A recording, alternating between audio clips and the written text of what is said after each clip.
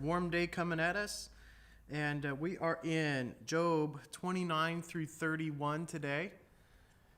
Let's get set up here. Job 29 through 31. Looks like we're kind of coming to an end of the debates, which I gotta say I'm glad for it. I'm not bored with this, but you just kind of want justice. You know, you want this to stop, and it is kind of coming to a stop here pretty quickly. Poor Job. It's been a tough time. It's gonna get better here in the next couple days as we continue reading. It's gonna get better for him. So, still having issues over here with Facebook. Give me a second. Hope you guys are planning to have a fantastic day. It was a blessed time last night with the church doing our prayer meeting. If you forgot or if you weren't aware, we have moved our prayer meeting to Tuesday nights during phase one of this kind of coming back home or reassembly, sort of restarting our economy. Because tomorrow night at 7 p.m., Jacob Fairchild will be teaching, so I wanted to split up those times. So anyways, be on the lookout for that. But last night was just a blessed time of prayer together. Anyway, good morning, Lisa and Geraldine and Nancy. Glad to have you today on Facebook. Whoops, what happened? Did we go? Yeah, there we are. Okay. A little glitchy today. That's okay. Good morning, Lindell, Kevin, and Dave. All right, well, let's grab our Bibles. And we're in Job 29 through 31. And Job's final plea, it says, "Moreover, Job continued his parable and said, 'Oh, that I were as in months past, as in the days when God preserved me, when his candle shined upon my head, and when by his light I walked through darkness, as I was in the days of my youth, when the secret of God was upon my tabernacle, when the Almighty was yet with me, when my children were about me, when I washed my steps with butter, and the rock poured me out rivers of oil. When I went out to the gate through the city, when I prepared my seat in the street. The young men saw me and hid themselves, and the aged arose and stood up.'" Man, he's thinking of the good old days. You ever been there where you're going through something and it's hard, and you just think of the good old days? You know, it's funny, I do that, you know, just like everybody else, I guess. And I think I often find myself, you know, reminiscing about how good it was, you know, and it was good. You know, it's not wrong to think fondly of the past, but there are times where you're so discontent with the present and the prospects of the future that you start actually having a wrong idea of what the past was. That's not quite what it was for Job. I mean, he really did have a pretty awesome life. And then it went bad. But he's remembering when, I mean, he was rich. Everything just was smooth and easy. It was just nice. Young men hid themselves. People really respected him. They even feared him in a respectful way. The aged men would stand up. When he entered the room, people stood up. So he was very respected. Not anymore. He's lost all of that. Verse 9, "The princes refrained talking and laid their hand on their mouth. The nobles held their peace and their tongue cleaved to the roof of their mouth. When the ear heard me, then it blessed me. And when the eye saw me, it gave witness to me. Because I delivered the poor that cried and the fatherless, and him that had none to help him. The blessing of him that was ready to perish came upon me, and I caused the widow's heart to sing for joy. I put on righteousness, and it clothed me. My judgment was as a robe and a diadem. I was eyes to the blind, and feet was I to the lame. I was a father to the poor, and the cause which I knew not I searched out." He's even remembering the resources he had to help people, and he's mourning that I don't even have resources to help the poor anymore. I am the poor. And that's kind of a tough thought that I didn't realize that Job had. He did so much charity with his wealth. He was a good steward of his wealth, and he had gotten used to being able to help people when it was possible. When there was a need, he helped them. He was eyes to the blind. He helped people through their life. I mean, basically, Job had a handicap ministry. He helped people with handicaps. He was feet to the lame. He was a help to the poor, and he misses being able to do those things. Man, poor Job. This is hard. It's hard to go from a place of I am the helper to I need to be helped. Have you been there? That's a new level of just the struggle. I mean, there just seems to be a ripple effect in Job's life, and he's now lamenting not just the loss of his wealth, and he's lost respect among people, among men. People don't respect him anymore. And he's also, to use the word respect, Kathy, if you're watching, I just went against my own counsel, so my bad. Kathy said something about respect, and I said, well, God doesn't respect persons, but anyways, and I guess in the common use of the term maybe, but he's also just, man, I used to be able to help people, and now I can't. I need help. And that's a very humbling situation that he finds himself in. Verse 17, and I break the jaws of the wicked and pluck the spoil out of his teeth. Then I said, I shall die in my nest, and I shall multiply my days as the sand. My root was spread out by the waters, and the dew lay all night upon my branch. My glory was fresh in me, and my bow was renewed in my hand. Unto me men gave ear and waited and kept silence at my counsel. After my words they spake not again. My speech dropped upon them, and they waited from me as for the rain, and they opened their mouth wide as for the latter rain.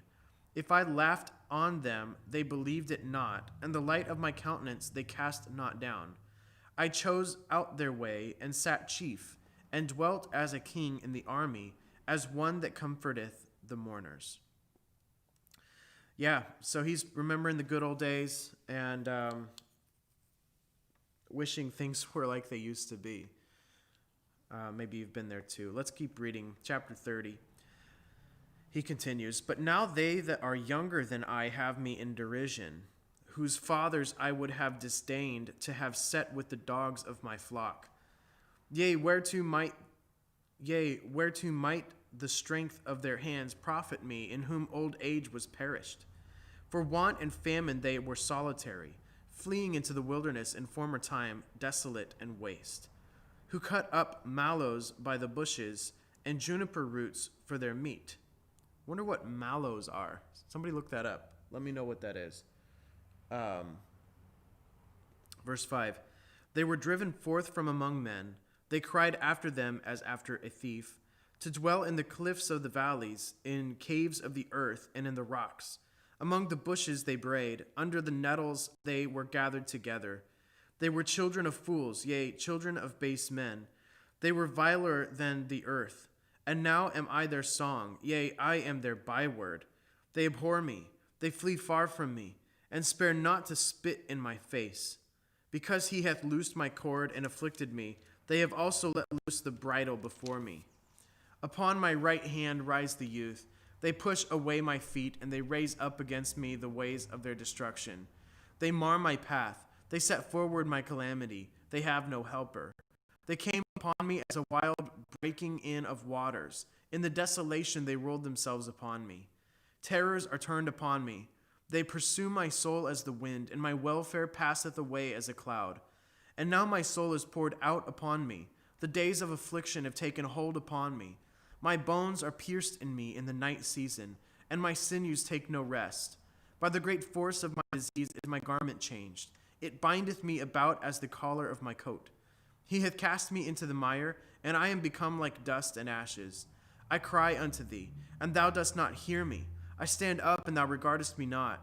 Thou art become cruel to me. With thy strong hand thou opposest thyself against me. Thou liftest up me up to the wind. Thou causest me to ride upon it, and dissolvest my substance.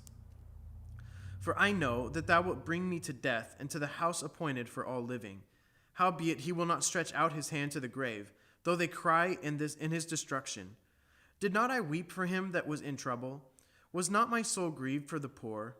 When I looked for good, then evil came unto me, And when I waited for light, there came darkness. My bowels boiled and rested not. The days of affliction prevented me. I went mourning without the sun. I stood up and I cried in the congregation. I am a brother to dragons and a companion to owls. It's an interesting statement. I don't quite know what he means by that. I am a brother to dragons and a companion to owls. My skin is black upon me and my bones are burned with heat.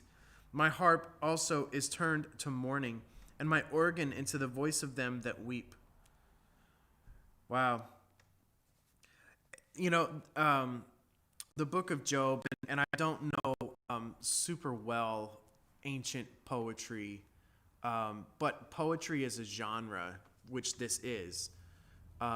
It's actually kind of hard to digest large portions of it at once, because poetry is written so potently. That's kind of the point of it. It's to put truth in a way, in a format that's not common language. So poetry is often lofty. It's often philosophical. It's often very descriptive and flowery. It's not only trying to give you words of information, but it's trying to paint a picture for you. It's trying to get you into the scene. And so when you're reading ancient poetry, there are often things that, ways of speaking that throw us off. We don't talk like that. There are actually a lot of things that Job said that we say nowadays. One of them was the protection that we mentioned last night in our prayer meeting, that Job coined that term, and the hedge of protection. We're always praying for a hedge of protection around us, and comedians kind of make fun of that too. And it's kind of a funny thought, like walking around with a hedge around you. But obviously that's proverbial language. Protect me around like a fence, or like put something around me that guards me. Another one that Job coined was the skin of his teeth. He mentioned that as well. But there are other things, like when I'm reading here, like I am a brother to dragons and a companion to owls. He doesn't explain himself, and you're just kind of left like, all right, I don't know what you're talking about, man. You can try to make correlation, try to figure out what he has been saying in this chapter, these last two chapters, is I remember the good old days, and things aren't quite as good as they used to be now. People used to respect me, now they don't. The young men used to fear me in a reverential way. Now they come and mock me openly in front of everybody. And he's just kind of doing this back and forth. And by the end of chapter 30 here, he is just describing the brokenness of his condition. My skin is black upon me and my bones are burned with heat. He's not talking about his actual skin color. He's talking about, he's likening himself to what once was a healthy tree that's been now burned in the fire, and now he is charred. He is totally burned in life. He's burned out. He's burned up. And he just feels spent, completely spent. He says, my harp is turned to mourning. What used to be joyful is now a tool, like an instrument. What used to be used, at birthday parties and celebrations and weddings and all of that. And in my home, when we were celebrating as a family and just enjoying music, now music is only a tool for me to mourn. My organ into the voice of them that weep. So, pretty tough. Interesting, chapter 31, a statement that Job makes. I'll read the first verse and then I'll tell you what I'm thinking about. He says, I made a covenant with mine eyes. Why then should I think upon a maid? An interesting time for him to bring that up. Because of everything Job has lost, he has not lost his sin nature. That's for sure. He's lost his family, his health, and his wealth, and his friendships. He has not lost his integrity, and faith. but he also has not lost his sin nature. And I wonder if in this dark moment, why does he bring up lust? Why is it that in chapter 31, all of a sudden he's like talking about his struggle with lust? I think probably it's because his flesh is weak. When literally the flesh is weak and his emotions are torn up. So he is physically wanting relief. He's also emotionally needing comfort. And he's not getting that from anybody. He's not getting comfort from his wife. He's not getting comfort from his friends. And I think possibly Job has to mention right now, I think he's talking to himself a little bit, and he's also talking to the Lord, that I have made a covenant with mine eyes. Why then should I think upon a mate? He is in a time that just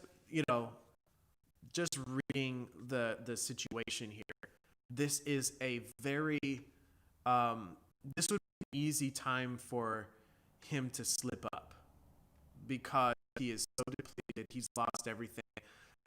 Many men would be at the point right here where they say, I've got nothing to lose. They would just desperately start seeking for anything that would give them joy, whether that is through sexual temptation.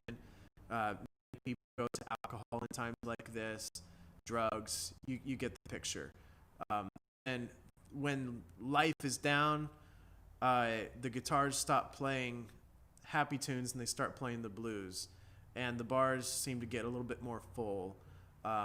Or in this case, during the coronavirus, the bars are not full, but the liquor stores are.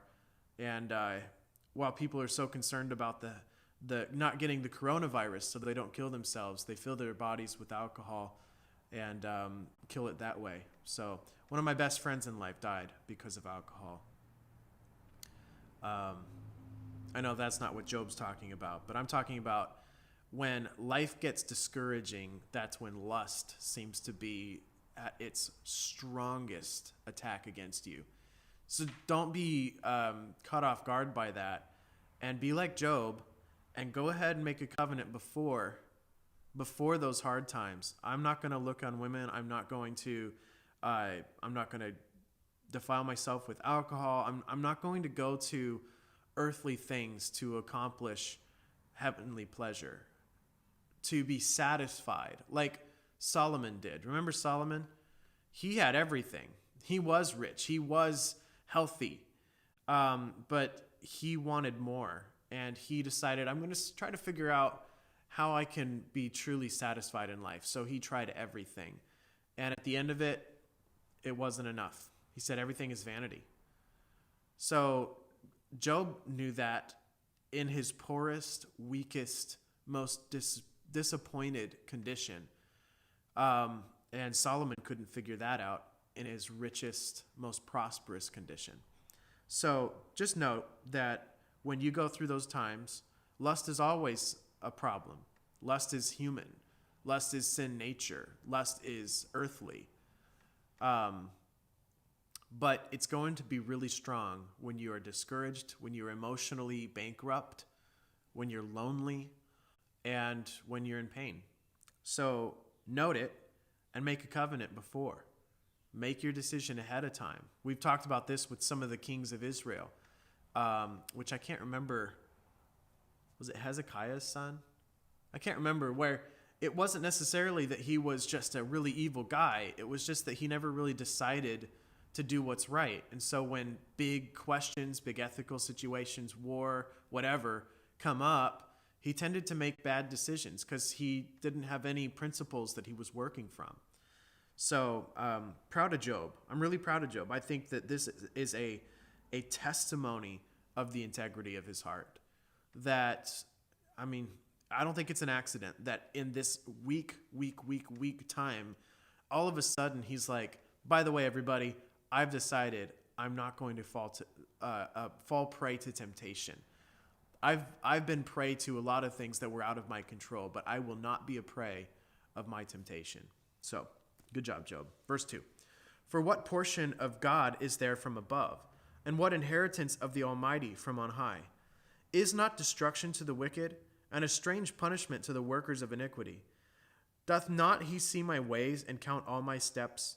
If I have walked with vanity, or if my foot have hasted to deceit, let me be weighed in an even balance, that God may know mine integrity. If my step hath turned out of the way, and mine heart walked after mine eyes, and if any blot hath cleaved to mine hands, then let me sow, and let another eat. Yea, let my offspring be rooted out. If mine heart have been deceived by a woman, or if I have laid wait at my neighbor's door, then let my wife grind unto another, and let others bow down upon her. For there is an heinous crime, yea, it is an iniquity to be punished by the judges. For it is a fire that consumeth to destruction, and would root out all mine increase. If I did despise the cause of my manservant or of my maidservant, when they contend with me, what then shall I do when God riseth up? And when he visiteth, what shall I answer him? Did not he that made me in the womb make him? And did not one fashion us in the womb? If I have withheld the poor from their desire, or have caused the eyes of the widow to fail, or have eaten my morsel myself alone, and the fatherless hath not eaten thereof, for from my youth he was brought up with me, as with a father, and I have guided her from my mother's womb.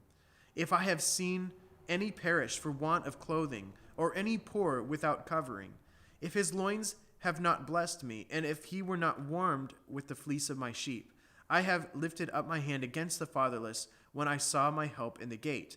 Then let mine arm fall from my shoulder blade, and mine arm be broken from the bone. He's reminding us, reminding himself, I think, that if he were to fall prey to his own lust, then he wouldn't be blameless, and then he would at least be able to accept the punishment that he thinks he's getting. It would be easier to take your punishment if you felt, yeah, I deserve this. I don't like it, but I do deserve it.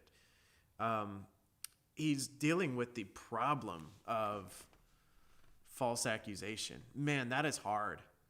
When you are accused of something, you're being punished for that thing, and nothing you seem to say can convince people that you are innocent.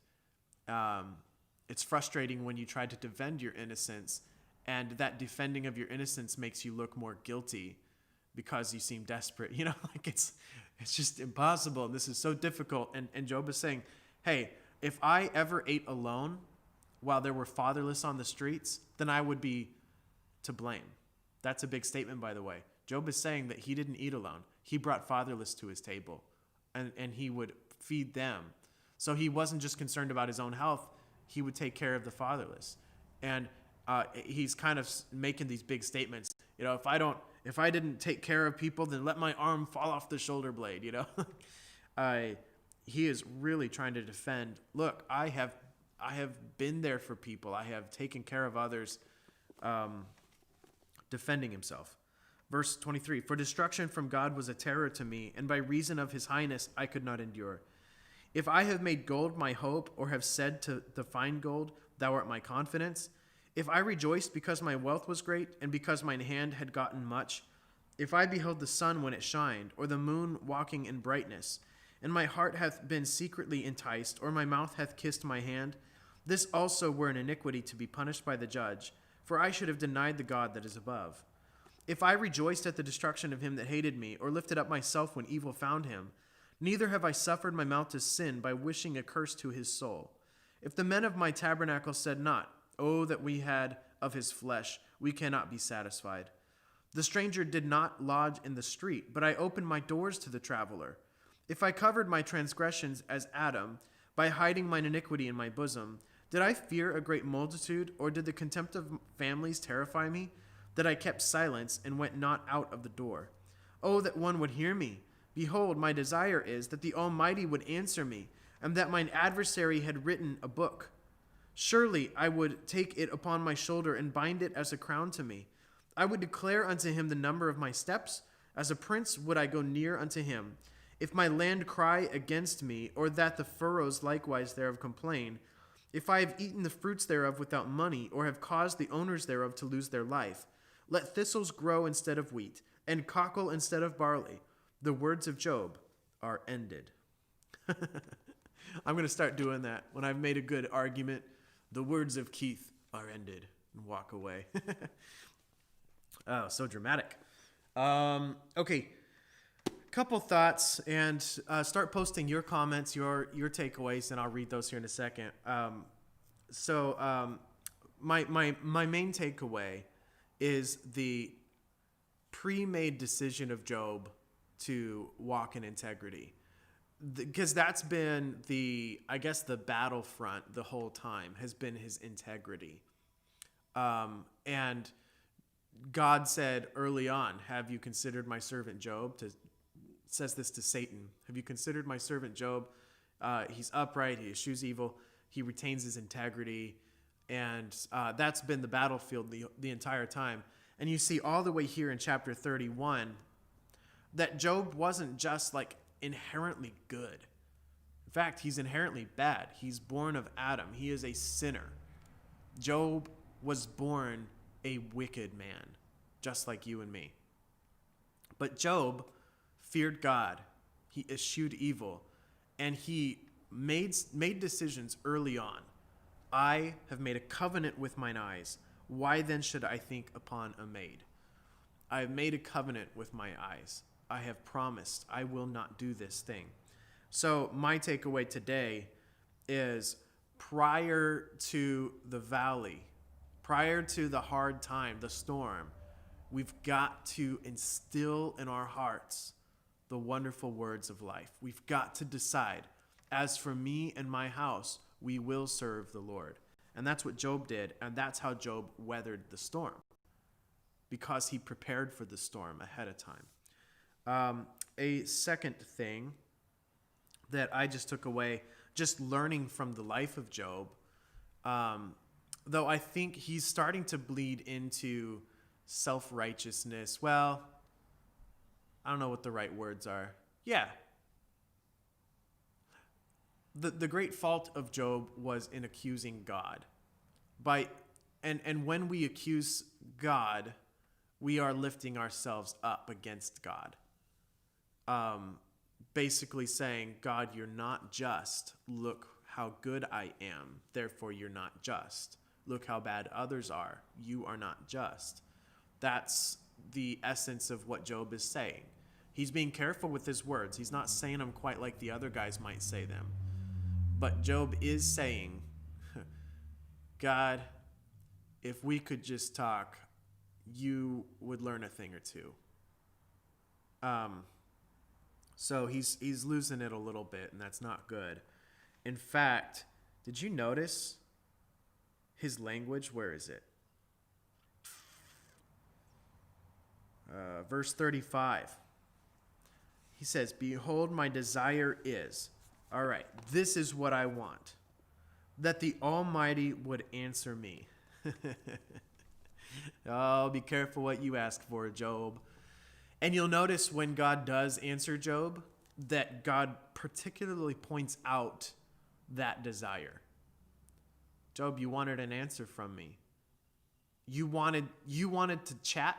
You wanted to talk about all this. Job, you wanted to then respond to me, then do it." And I love, Job is like, "No, I'm good." After God has rebuked him really strongly and answered him, then God says, "Okay, your turn. You wanted this, go ahead and talk." And Job is like, "Ugh." And God basically says, "Man up, Job. You said you wanted to talk. Now talk. I am commanding you to talk." So Job is like, "I don't want to talk." Oh, he regrets these words, basically. But notice what he says in verse 35. After he says, "Okay, my desire is that the Almighty would answer me, and that mine adversary had written a book." You realize that he just called God his adversary. Now, the Bible says that prior to salvation, we are all at enmity with God. We are the enemies of God. But it's always God and we are the enemy. And Job is saying, this is about Job and God is my adversary. So it sets Job up as the winning and the righteous team. The side of this war that really deserves to be called the right side and then there's the adversary, right? Like that's how all the kids shows put it. That's how all the movies put it. It's never like here's two opposing sides and they both have merit. They're both probably right. No, it's always there's the good team, and then there's the adversary, the adverse ones, the corrupt ones. And Job is saying, man, if I could just talk to my enemy God, then we would be able to work this out. And so he's really, though his integrity is being withheld and he still has faith in God, he has lost his theology a bit, and he is lifting himself up a bit. And you'll notice that that's kind of what kicks off. Finally, God does respond. He doesn't respond yet to Job's sincerity. He responds to Job's sin. And that's interesting to think about. So, but that wasn't what, sorry, I got distracted on that. I had two takeaways today. My first one was that pre-made decision that I am not going to sin during the storm. I'm going to make a covenant with my eyes. I'll make a covenant with my appetites. I'll make a covenant that I will not sin during my moments of weakness. But then the second one was just watching the life of Job that he was describing early on in his life before all of this, that Job was a very charitable guy, hospitable and charitable, and that's a challenge to me. I aspire to that. I want to be not only, wise and a preacher of the gospel, and those are things that I am called to do and be, and with God's help, that's what I aspire to do. But one of the requirements of a pastor is to be hospitable, but that's a requirement of every single individual, of every Christian. And true religion undefiled is this, to take care of the fatherless and widows, right? And anyway, I have good friends who exemplify this, who were like Job, and they gave up the privacy of and the luxury of meals alone to bring in loud, rowdy children who didn't have moms and dads, who were affected by abuse and drugs. And so they were unruly, mean, disrespectful, unthankful, ungrateful. But they had a meal, and they knew that they were loved. And I'm challenged by the way Job said, hey, in my prosperity, I didn't waste my prosperity. Just because I was rich doesn't mean I was a snob. I was rich, and I utilized that wealth to help the poor, to help the fatherless, the widows. So anyways, that's a challenge to me, the hospitality of Job. All right, I'm going to read some of your comments here. I think this was early on in our reading, but Kevin said, Job's folly is Satan's collateral damage. Wow, that's a great statement. Oh, and I had asked the mallows, and Kevin says those were flowering plants. I have to say, my first thought was marshmallows, but I'm disappointed. I was like, man, are marshmallows that ancient of a recipe? That's pretty cool. Just kidding. Kevin, companion to owls. He cannot sleep. Hey, there you go. That makes sense, Kevin. Because Job was talking about how his life was different and discouraging. And yeah, he's a companion to owls. And when are owls out? They're nocturnal, so they're out at nighttime. So, oh, there you go. That's helpful. Dragons. I just don't know what he means by dragons. This was so ancient. I mean, probably what he was talking about is extinct by now. Maybe. I don't know. But in that same verse was owls, so maybe both of them are nocturnal. Maybe that's what he's talking about. Jump over here on Facebook, see if there's any comments to you guys, from you guys. Oh, Gerald Lee says commentaries describe dragons and owls having mournful cries as well. Yeah, the screeching of an owl, right? And I can only imagine a dragon not sounding all that pleasant when it makes noises. Miriam also commented on that. I am a brother to dragons. That is, my loud complaints and cries resemble the doleful screams of wild animals or of the most frightful monsters. Yeah, interesting. Oh, Joy talked about the mallows as well. Mallows, it's a bud and leaves with those of other saline plants, are eaten by the poor in Palestine. Oh, a flowering purple perennial. Thank you, Lisa, for that. Wow, you guys are so helpful. This is great. Kathy, your comment. Job is trying to understand, make sense of it all while still trusting his God. Yeah, yeah. And that's a good thing to do. And I don't discredit that was a necessary part of the process of dealing with this. It's not wrong to say, God, I don't understand. And this is what I don't understand about it. And literally describe that. Just be careful not to disrespect God in that, not to elevate yourself. I often, when I don't understand something about God or something that's going on, I try to approach it as, I'll even pray this way. I'll say, Lord, I'm about to say something that I know I'm wrong about, but I'm trying to work through it. It seems like this isn't right, and I'm wondering why you're allowing it. I know that I'm small and you're great, that I am finite and you are infinite. So I just come to you for wisdom, and these are the things that just don't make any sense to me. And from my perspective, it makes you look bad. Can you help me understand? That sort of approach. And you see that throughout, and I'm not just saying that from my own, how wise he is, he just comes up with, no, this is example after example. We're about to read the book of Psalms, and you're going to see a lot of that. It might look like an accusation, but God doesn't treat it that way. God treats it as this person was bearing their soul to God. So that's not wrong. What's wrong is if your heart is wrong in that. And you're trying to elevate yourself in pride above God, like Satan did, if you're trying to bring God low.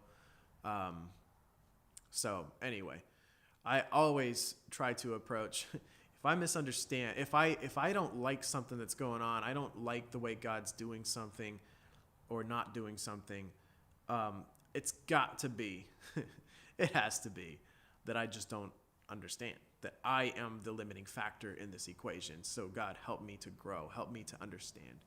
So, all right, guys, let's pray and we'll go about our day. Lord, thank you for a beautiful day. Thank you for the example of Job, Lord, of a man who decided ahead of time that he would retain his integrity. I believe that carried him through. Lord, he was a man of character and conviction, and he was that way when he was prosperous, and he was that way during the hard times. And Lord, I pray that we would learn from that. Lord, some of us we're all in different aspects. Job was prosperous and Job was poor in his life. And he was kind of like Paul, who knew how to abound and to want, who knew how to be in luxury, who knew how to be in poverty. And either way, Job was going to retain his integrity. If he was wealthy, he was going to help the poor. If he was poor himself, he was going to reach out to God. Lord, I pray that we would have that kind of conviction, that kind of principled life. Lord, that what may, we will retain our integrity. I pray that you would instill that in us, that you would teach us that. I pray this in Jesus' name. Amen. Okay, guys, have a great day.